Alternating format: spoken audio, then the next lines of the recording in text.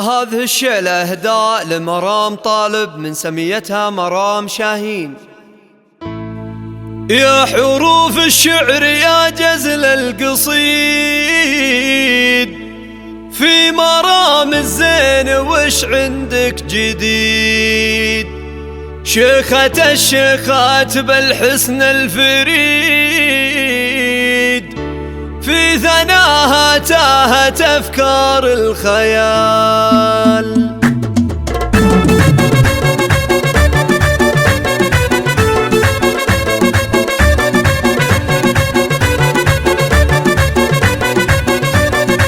يا حروف الشعر يا جزل القصيد، في مرام الزين وش عندك جديد؟ شيخة الشيخات بالحسن الفريد، في ثناها تهت أفكار الخيال. فوق عرش الزود قدرك يا مرام، وصفك أكبر من تفاصيل الكلام.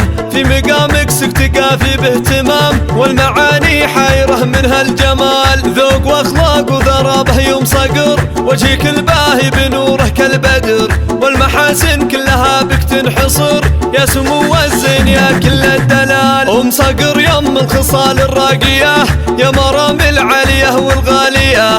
في جمالك والوصوف الزاهية، سايدة للكل يا ظبي الغزال. شميرية بنت عز وبنت جود، بنت شيخ سيرته ترقى سنود. طالب اللي بالمعالي له وجود، حقها به تفتخر بنت الرجال. شامخة بنت الترف من قدها، تعتلي عرش المهابة وحدها. وقوة الشخصية عقد بجيدها، أم صقر واخلاقها مضرب مثال. ومرام اللي بالجمال مهيمنة، منبع الحب وغلاه موطنه. هي مرام أم الوصوف الفاتنة، والشعر يوقف لها عز وجلال.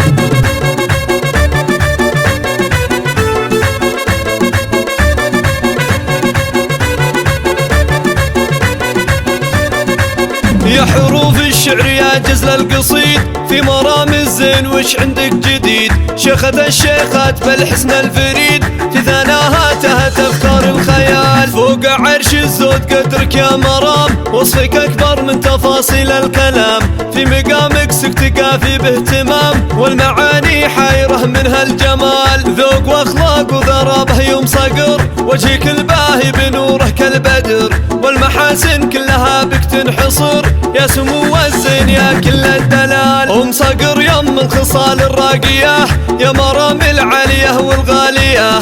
في جمالك والوصوف الزاهية، سايدة للكل يا ظبي الغزال. شميرية بنت عز وبنت جود، بنت شيخ سيرته ترقى سنود. طالب اللي بالمعالي له وجود، حقها به تفتخر بنت الرجال. شامخة بنت الترف من قدها، تعتلي عرش المهابة وحدها. وقوة الشخصية عقد بجيدها، أم صقر واخلاقها مضرب مثال. ومرام اللي بالجمال مهيمنة، منبع الحب وغلاه موطنه. هي مرام أم الوصوف الفاتنة، والشعر يوقف لها عز وجلال.